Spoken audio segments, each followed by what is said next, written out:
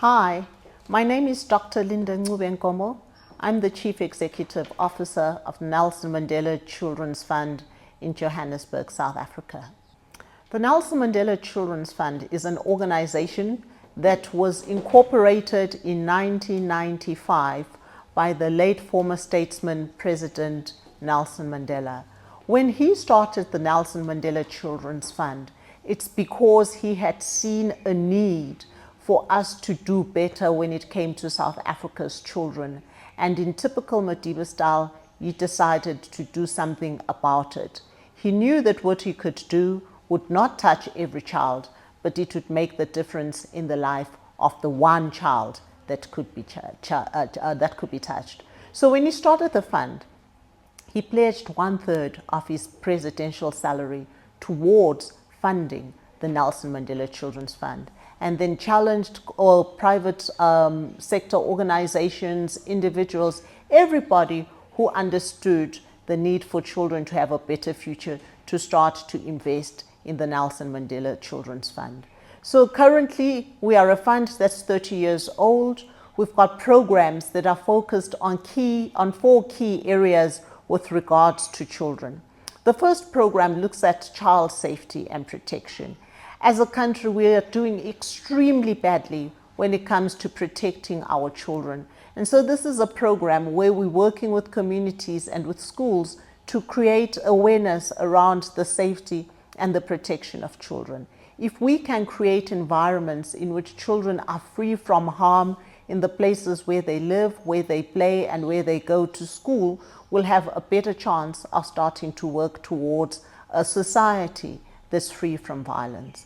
The second program is focused on children under the age of 5, and it looks at the ability for children not only to survive and develop in the first 1,000 days of their lives, including pregnancy, but to thrive. So in that program, we work with community-based healthcare workers to identify vulnerable mothers who are expecting and to make sure that they go to antenatal checkups, and when the baby is born, that the baby is of a normal birth weight, gets the necessary vaccines, and give these children an opportunity, like I say, not only to survive, not only to develop, but to thrive. Because if we can get children to meet their developmental milestones from the time that they're born, they have a much better chance of being able to cope moving forward with the demands of an educational system, and to be able to really think critically, because the cognitive development that's required has been kept up to speed throughout their lives. We have a program that's called the Youth Leadership Program. Within that program is the flagship Nelson Mandela Children's Fund, Children's Parliament rather, that is looking at getting young people to learn how to use their voices and to articulate for the issues that affect them, because we don't want to do anything for children without children. Cross-cutting all these programs is what we call the Sustainable Livelihoods Program. This program recognizes that a child is not an island. They are born into a home, they live in a community, and so on.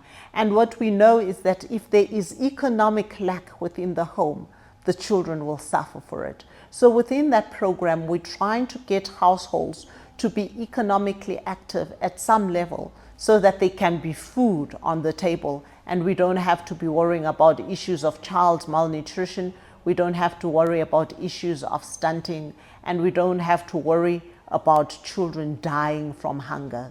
Currently in South Africa, every year, 20,000 children are dying from hunger. It's a desperate situation that should not exist in a country that is able to provide the food. We're an agricultural economy. We grow enough food, but we need to make sure that the supply chain and the logistical framework is conducive for children to get food. So when all those programs come together, we hope to be able to create a society, we hope to be able to create homes in which children can be nurtured and be given an opportunity to live their best lives. But outside of those programs that I've just talked about, there is the flagship Nelson Mandela Children's Hospital. The Children's Hospital is a specialist hospital for children that need medical interventions that can then enable them to live a normal and healthy life that is free from whatever medical complications they may have in their lives. So the organization is 30 years old, and we're now thinking about what do we need to do to make sure that the Nelson Mandela Children's Fund is in existence and relevant 30 years from today. So from the 4th to the 7th of April, we will be hosting the second Continental Summit for Children in Africa, and it is known as the Africa Children's Summit. This is a platform that children from the continent asked for. They wanted a platform where they could come together and talk about issues that affect them as children on this continent. The first summit was held in 2023 in Nairobi, Kenya, and as South Africa, we put our hands up to host the second summit. With the theme Seen, Heard, and Engaged in Education, the young people that will be in South Africa, both personally and joining virtually, will be articulating the issues that affect them on the continent as it comes to their education. And so it's going to be an exciting couple of days where our role is to listen and then to take away the outcome statement that they themselves will generate as a challenge for African governments to create a world that has been informed by the voices of young people. Well, we've got a program that's focused on child participation under the Youth Leadership Program. So it was a no-brainer that we would be involved in an initiative of this nature. In country, we have the Nelson Mandela Children's Parliament that takes place every 2 years. We've got a program, a Legacy Academy program within the fund, where we are teaching young people to articulate the issues that matter to them. And so when there was an opportunity at the end of the summit that was in Nairobi to put our hands up as the hosting organization for the next summit, we put our hands up. And the children, it's important to know that the Africa Children's Summit is a summit for children, by children. So it was the children who looked at which countries had put their hands up to host the next one, and they chose that South Africa would be the hosting nation for the 2025 Africa Children's Summit. The children are not just the present, they are the future. And a lot of times we're talking and making decisions for children without hearing their voices, without hearing their lived experiences. And if you look at Africa as a continent, we're a very youthful continent. And so it is important that the voices of the people for whom we are making policies, for whom we are making investments, should inform the direction that the continent should be taking. Otherwise, it's middle-aged people and older people like ourselves who are making decisions, but we do not know what it is like to be a child, to be a young person in 2025. And it's important that we get those insights from them, the beneficiaries of these programs or the potential beneficiaries of these programs, to know what it is that they're wanting to have as a continent that's handed over to them as the next leadership of this continent. The outcome statement is only as good as its given life. So once that outcome statement has been finalized and handed over, what will happen is that there'll be a delegation of children who will proceed to Maseru, Lesotho to hand over that outcome statement to the African Committee of Experts on the Rights and Welfare of Children. And what we hope to see is for the outcome statement to find expression within the structures of the African Union, and for the African Union to then make sure that the member states take that outcome statement, give it life. So what the children are expecting, we should then go back to our respective countries, give it life. And hopefully in 2027, there'll be an Africa Children's Summit where we are able to go back and say, this is the progress that has been made towards what the children were expressing as a desire, but not just as desire, as a right. They have a right to be heard, and we have a responsibility to implement what the African children are asking of the leadership of this continent. With a summit being held in South Africa It is co-hosted with the Government of South Africa. The National Department of Social Development has been a critical partner in making sure that government is onboarded with regard to the summit, because as you would understand, this is an event where children will be coming accompanied by caregivers, by chaperones, and not necessarily their parents. So government needed to understand that we've got an event of this nature taking place in order to facilitate their entry into the Republic of South Africa, but also for the visa processes at the various embassies and missions of South Africa outside of the country.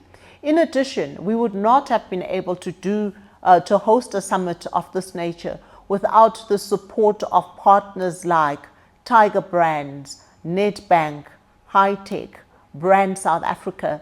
Those are partners that have actually put resources into the organization to enable us to host the summit, and for whom we are very, very thankful on behalf of the children of Africa. And we hope that more partners will still get on board, so that we can take the responsibility that has been given to us by the children of putting together a summit on their behalf.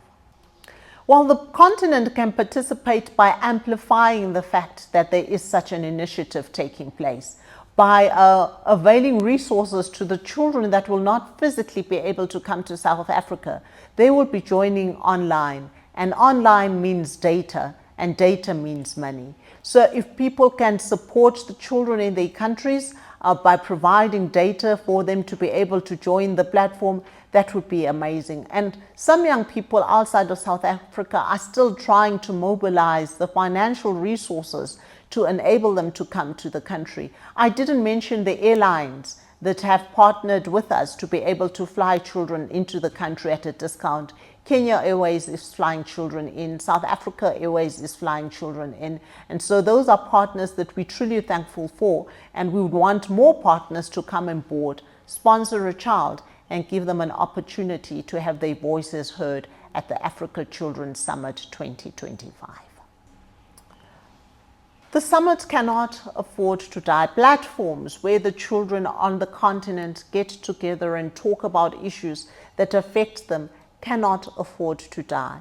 And so the expectation, our ask, my ask, is that we make this a living summit, that when children go back home, their voices are not muted. When children go back to the schools and the communities that they're coming from, their voices are not muted, but that child participation, child advocacy becomes part of how children are being nurtured, so that they are able to express themselves, that they are able to stand up for themselves, and that they are able to help us navigate what an Africa of 2060 should look like by listening to the voices of its young people.